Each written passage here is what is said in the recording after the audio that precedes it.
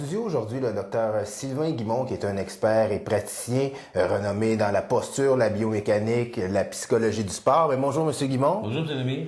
Monsieur Guimond, vous avez sorti un livre en décembre dernier, Dans mes souliers. Qu'est-ce que c'est exactement ce livre-là? C'est un livre qui parle un peu de posture, de personnalité et surtout un peu de tout ce qu'on vit dans la vie. Donc, de psychologie, beaucoup au niveau de la psychologie du sport, mais la chance que j'ai eue de travailler avec des athlètes de haut niveau m'a amené à prendre des notes pendant plusieurs années. Et ces notes-là que j'ai prises, je les ai résumées dans un livre pour que les gens puissent savoir ce que ces gens-là font vraiment pour être en mesure de vivre, puis être heureux, puis de réussir.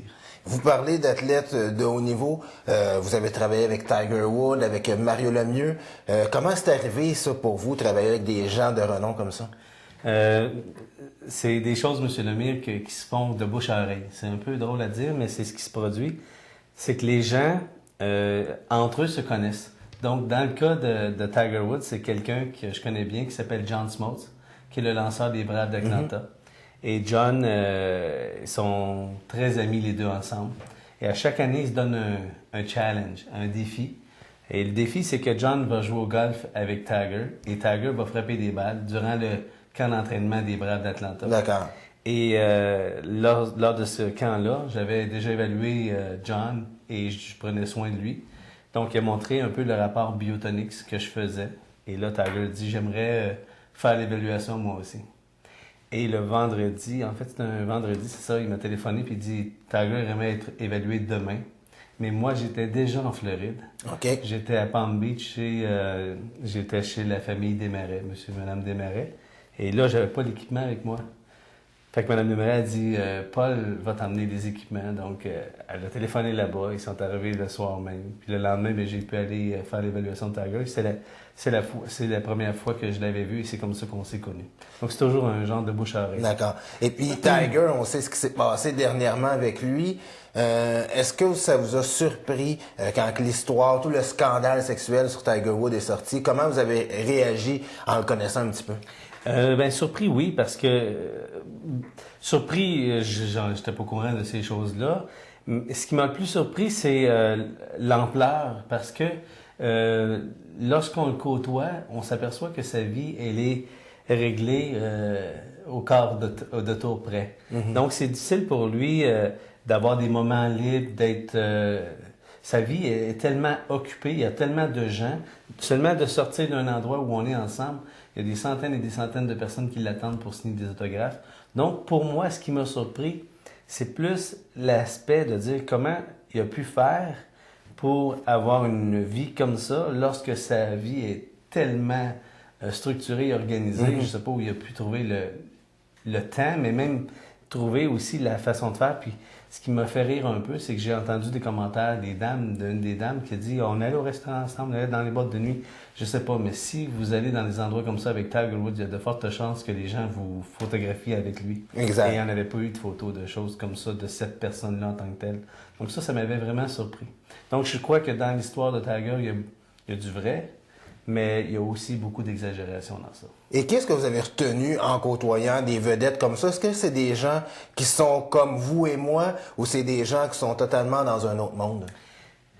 Leur monde est un peu différent du nôtre. Ça, c'est certain, M. Lemire. Leur vie est, comme je disais, leur vie est très, très remplie. Mais c'est des gens comme vous et moi. Lorsqu'on rentre en contact avec eux, lorsqu'on est près d'eux, c'est des gens qui sont très, très gentils, très humbles.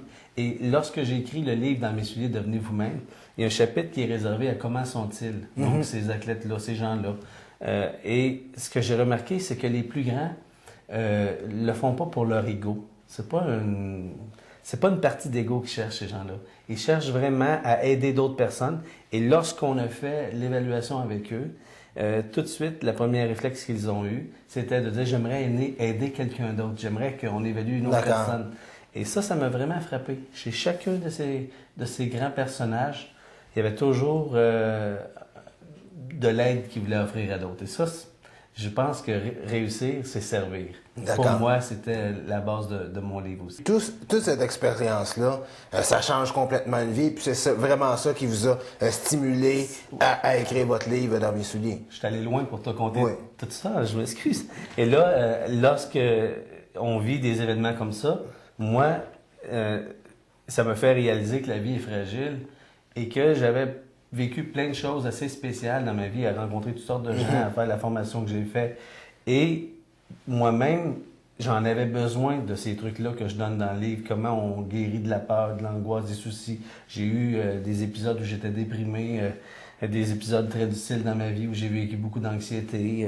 Et je me suis un peu aidé en ayant des trucs au niveau de comment je devais penser, comment je devais agir. Et ces petits trucs-là, je les ai regroupés sur un format qu'on appelle des pas, PAS. Donc, dans chaque truc que je donne dans le livre, c'est toujours un pas. Parce qu'un pas, c'est négatif, mais quand on fait un pas, on avance aussi.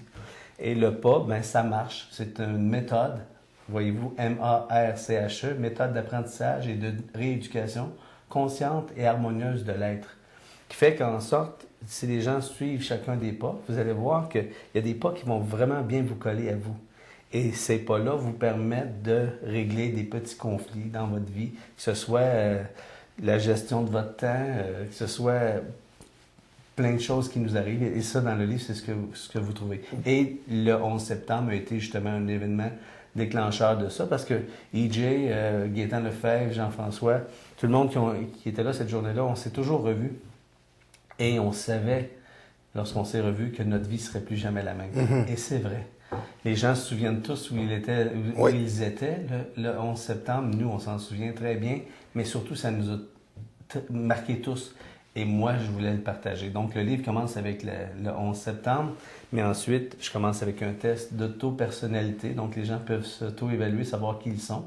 Et en se connaissant mieux, Monsieur Lemire, on prend de meilleures décisions. Lorsqu'on se connaît bien, on sait ce qu'on veut, on sait qui on est et on se respecte. Donc, le livre s'appelle « Dans mes souliers, devenez vous-même » parce que justement, d'être soi-même, c'est ce que les plus grands sont souvent.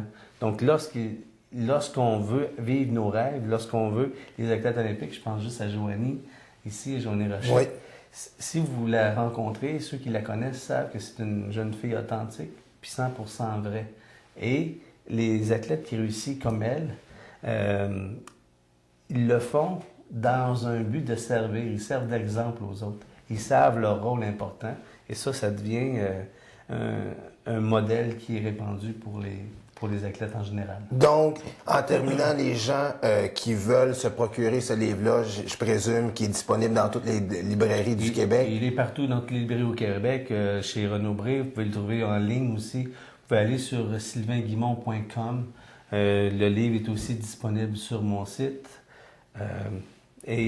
Jusqu'à présent, les commentaires qu'on a du livre sont vraiment excellents. Si les gens ne l'achètent pas pour eux, je conseille de le donner en cadeau à quelqu'un que vous aimez. Si vous avez des gens dans votre vie qui vivaient une période difficile ou quoi que ce soit, donnez-leur ce cadeau-là. C'est un livre qui fait du bien. D'accord, mais M. Guimont, on sait que vous êtes un homme très occupé. On vous remercie beaucoup de votre visite en studio. Avec plaisir. Et une très bonne continuité dans votre carrière. Je suis de retour. Merci beaucoup. Merci.